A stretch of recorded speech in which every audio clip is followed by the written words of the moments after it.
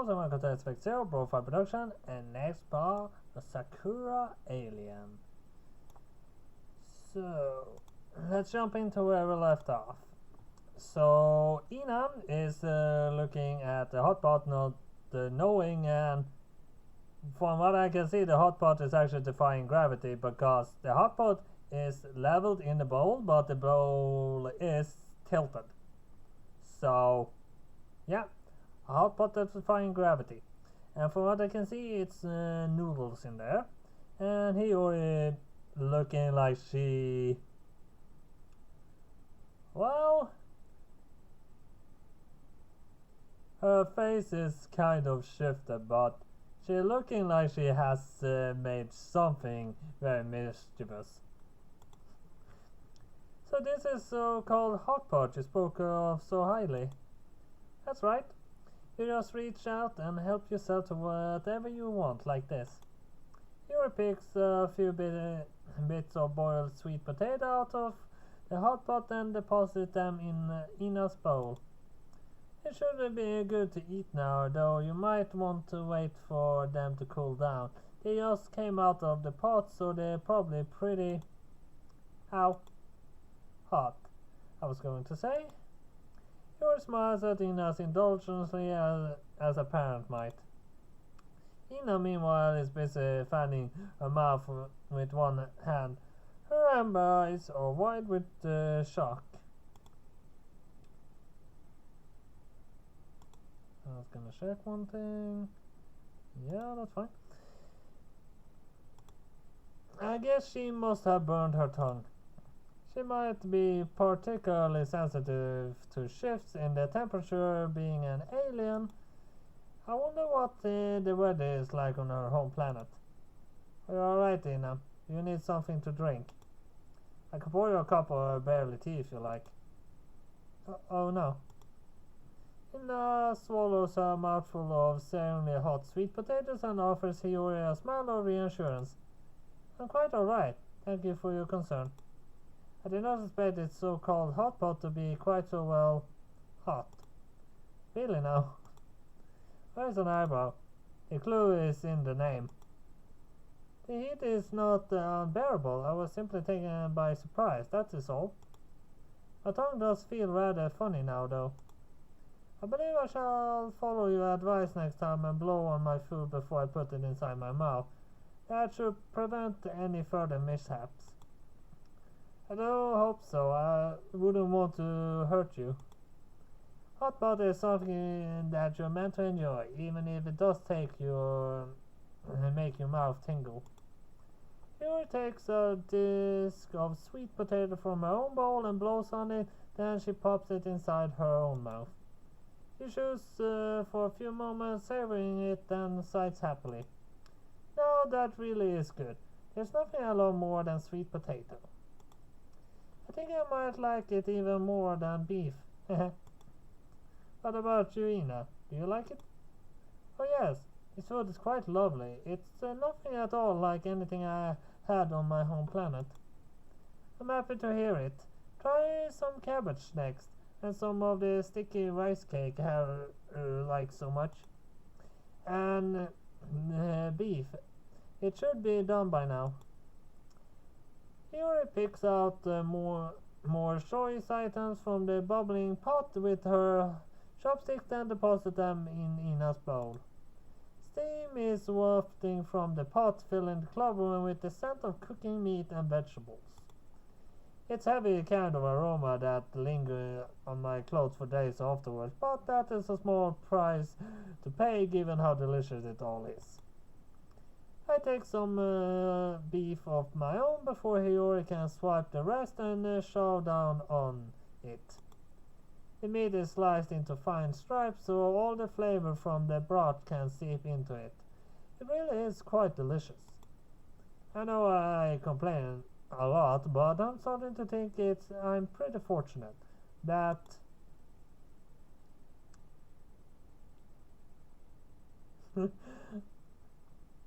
well, we can enjoy Hiyori's delicious cooking. So it's technically nothing special because that happens pretty often.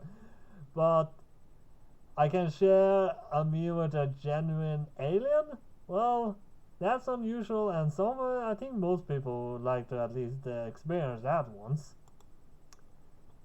Might look like your stereotypical alien with a green skin and big bug-like eyes, but there's no denying at this point that she comes from outer space.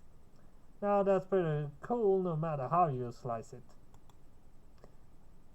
Uh, Not that I have any particular desire to slice Ina up.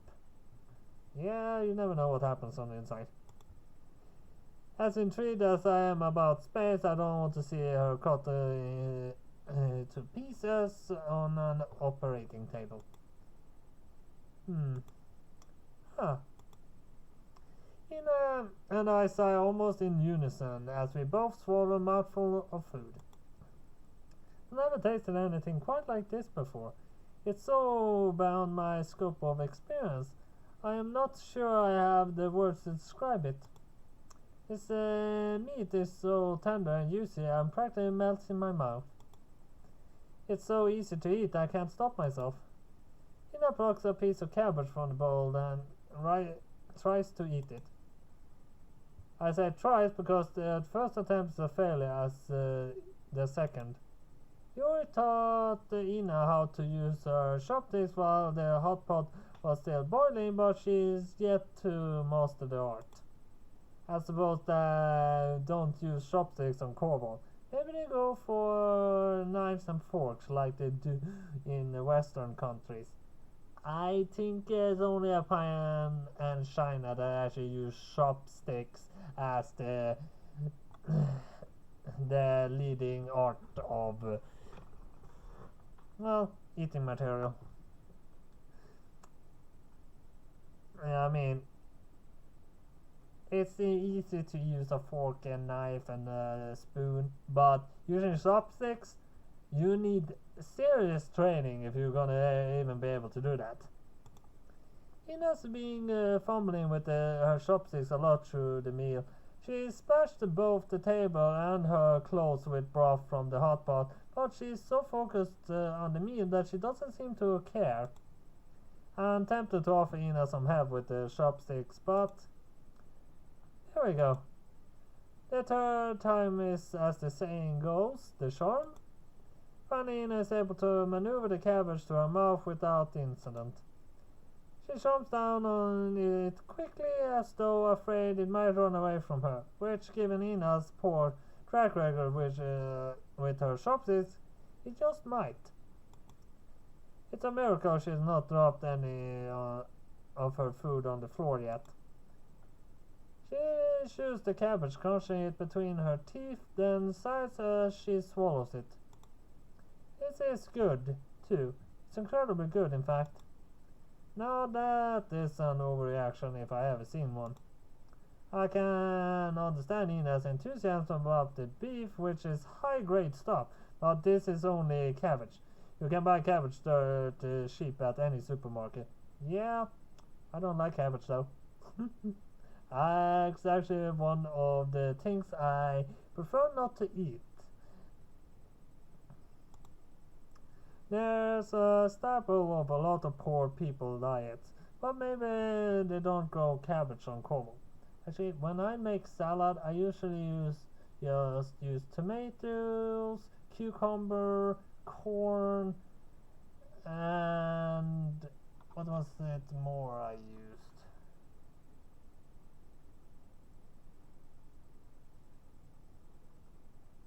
I don't remember what more it was right now.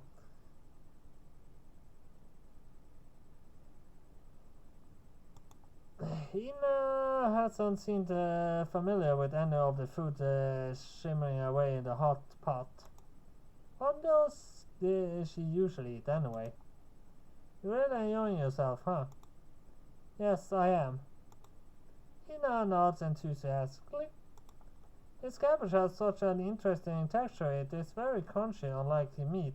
They complement one another well. All the foods in this hot pot is intriguing. None of these separate elements are alike, but that adds to the fun of it. This disparate ingredients all come together to create a truly enjoyable experience. That's part of the fun of having a hot pot. It's full of all kinds of good stuff. Speaking of which, we're starting to run a little low on ingredients. Do you want me to put more meat in, Haru? Sure, I still have room for more. Can I get more rice cake too? Of course. Yuri adds a few more ingredients into the bubbling hot pot and pokes them with her chopsticks. It's a good thing I bought extra beef today. I had a hunch we might need it.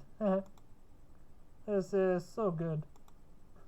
Ina sighs happily as she takes a bite from the rice cake Yuri pilfered for her at her a few moments earlier. This white substance is so squishy. It's very satisfying to chew. It feels so good between my teeth. Now that I have begun to eat, it seems I cannot stop. Earthling food is so good, I'm going to get addicted. Ina eyed the bubbling hot pot with eager anticipation, her face flushed with the giddy happiness of her child. I knew coming to Earth was a good idea. Your costumes are so intriguing, though I cannot say much about your utensils. These chopsticks are very hard to use, but I suppose that does add the challenge of it all. This is so much fun. Half an hour later. Ah, that was great. Ina sighs contented once she's polished off her food, then sets her now empty bowl back down on the table. My stomach is nice and full, and I feel very warm. It's so-called hot pot. It's not so cold, it's what it actually called. Has raised my body temperature by a good degree. I feel quite comfortable. I'm very happy to hear that, though I think you might have made yourself a bit too comfortable. Eeyore giggles as a deep yawn forces its way from Ina's mouth. Are you tired? I suppose so, yes. I'm not accustomed to eating so much, particularly not dense carbohydrate packed foods like that. I believe I am in need of a rest so my body can properly process your human cuisine. Now that sounds kind of alarming. I started to worry despite myself. Are you feeling alright, Ina? The food hasn't made you feel ill, has it? Oh, darling. A white smile catches Ina's lips. Are you concerned about me? Yeah, I guess. I mean, you're a guest, technically speaking. I'd feel bad if you and I had poisoned you. It's quite alright. Even if such an eventuality did come to pass, I would forgive you. I know you mean me no ill will. You and Hiyori have been nothing but kind to me from the moment we first met. That's why you're my darling. Ina winds her arms through mine, clinching her bodies closer together. And Hiyori is my best friend. A best friend, am I? I like the sound of that, although. Hiyori finishes staying in the dish and pouts, her index fingers pressed together at her front. I'd rather be your fellow alien. I don't think I'm from Coral, but I'm sure I must hail from somewhere beyond this galaxy. Yeah, I think I'm going to ignore Hiyori's otherworldly ramblings. I have enough on my plate at the moment with Ina's sudden appearance. I can only handle one bona fide alien babe in my life. Well, if they both become alien, it would quite become a debate. Fortunately, I do not think this food will cause me any serious injury, though. I only require sleep, that is all. I have had quite a busy day. My escape from the palace and my landing upon Earth were all very exhausting. The so-called hot pot. Should I ever bother trying to correct her at this point? If Ina weren't so good-natured, I almost believe she is doing this on purpose. Has finished me off, am I? I am afraid. Ina shifts from me at the long last, her hands resting demurely upon her lap, then glances about the club room. Smiling baffled, she says, I would hate to be a further burden upon the pair of you, as you have already shown me excessive kindness, but you would happen to know where I might be able to pass the night. I would very much like to rest my weary head before I fall asleep on the spot. Another yawn punctures the end of this sentence, which adds further credence to Ina's sleepy state. Her amber eyes bead with tears which catch on the ends of her long eyelashes. She is so noticeably tired, her head is beginning to drop. I'm afraid she really might pass out face first onto the table without some kind of intervention. She needs to have a lie down at the very least, but what exactly is this to be done about this situation? I guess we could take her to a hotel, but that might be the best idea. She's bound to draw attention in a get-up like that. Plus, we don't know how long she's been staying here. It's impossible to say how many days she'd need a room. That could be pretty pricey. I don't worry about the money. I can afford to put in up in a hotel for how long she desires. Really? I blink. Do you have that much disposable cash? I don't mean to boast, that's why I don't often speak about it, but my human parents are pretty well off. They give me a lot of money every month, so I don't need to worry about my finances. That's why I'm able to buy so much high-grade beef whenever we have hot pot. I see. I wonder about that. I always thought the hot pots we have in our teeny tiny club room were suspiciously bogey. I guess I know why. Still, I have no idea how Hiyori was the scion of a rich family. She doesn't act like a well-bred young lady. I always pegged her as more of a tomboy.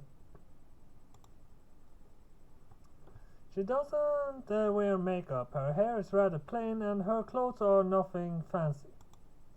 I always figured Hiyori came from a descendantly middle-class family like mine, but I guess not.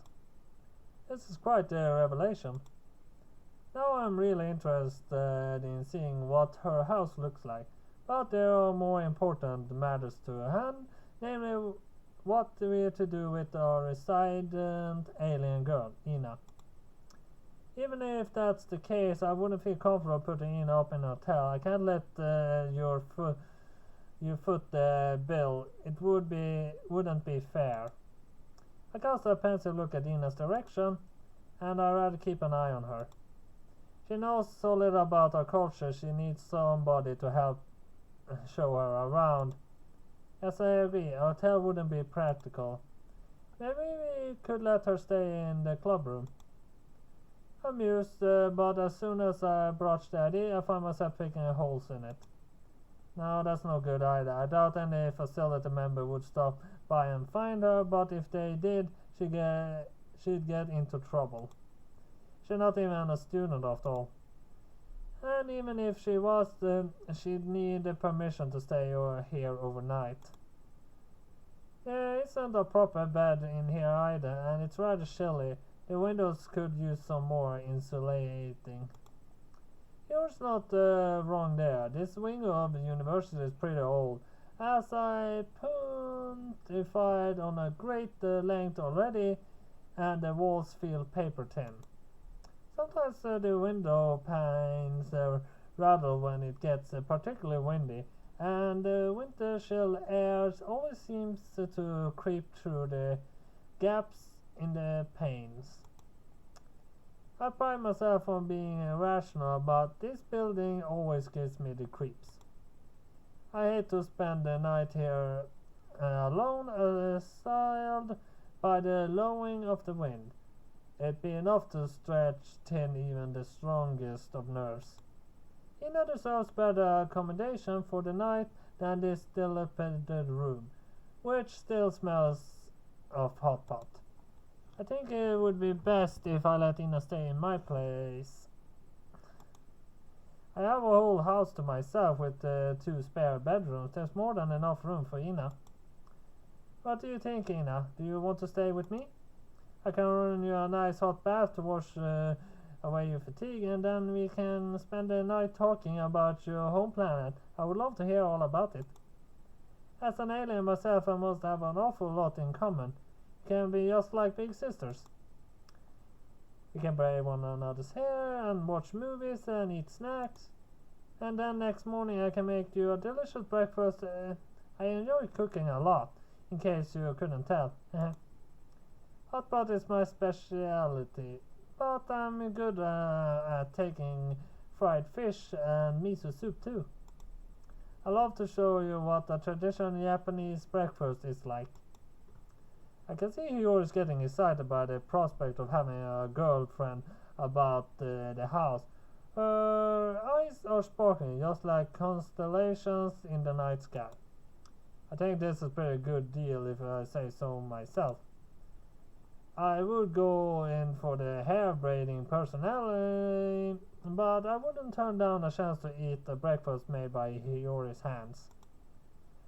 I can't see anything at all awry by Hiyori's offer, but to my surprise, that is alright, but I do not concern yourself overly so with my welfare.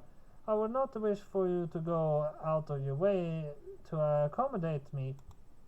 While these activities do sound fun, I fear I'm in no fit state to engage in anything too intense. Your itinerary would excuse me. I feel tired simply thinking about it. Oh, I see. Your shoulder slumps, parting she filled with the sleeves of her pink sweater. Don't you want to stay with me? Maybe I will in the future, but for now? Ina glances at me, her eyes half-lidded. Would it be alright to have passed my first night upon this planet with you, darling? With me? Ina nods. I have grown very fond of you, and I'm afraid I would not be able to sleep without you by my side. Well, on a hand through my hair, abashed. This is the first time a girl invited herself over to my flat before, but not even Hiyori is so brazen. I am flattered, but it's all so sudden it's left me somewhat stunned. I'm glad you trust me so much, Ina, but that seems a little, I don't know. I'm a guy, you know. I'm aware you are a male of the human species, yes. And you are a girl. I am indeed a female of the Corvan species, that cannot be denied. But why should it matter? It matters because guys and girls don't usually spend the night together, not when they know one another for so little time. It's inappropriate. They probably know each other longer now than some people that interact in that way actually have known each other. I mean, there are times that it takes less than an hour. And I've seen that a few times. How is it? Ina frowns. You are not a stranger, darling. You are my future husband. We will be spending a lot of time together soon, as a matter of course, so we must first get used to one another's company. That is only logical. I don't know about that. This is all moving pretty quickly. You really would be better off with Hiyori. She is taking good care of you. She is a great cook, and you said you liked her hot pot, didn't you? And it sounds like like she lives in a huge house. Lives in a huge house. You can have a whole room to yourself. I mean, I live in this crude little apartment. Only guys live there, and they're a little weird. Weird? Ina inclines her head. How so? They get kind of jealous if they see me with a girl. They might just lose it. Kusuke especially. I don't want him to beating me up. Goodness, would Kusuke do such a thing? I don't know. I wouldn't put it past him. this Kazuku does hurt you, I will hurt him in return. I will not let anybody lay a finger upon you, darling. Right, looking up and down, she doesn't seem all that powerful. What with her willowy limbs, but maybe she has shows of hidden strength in the slender body of hers. It is a mystery. Putting that aside, my apartment is nothing special. I don't think it'd be up to snuff for a princess like you. There's only a couple of rooms, and I have to sleep on a futon, and that is all right. Ina cuts me off, then shifts closer to me upon the couch. Well, that's expected to happen. But that was all I have for Sakura Alien. This time that's a headline shred. I see you next time. Roll 5.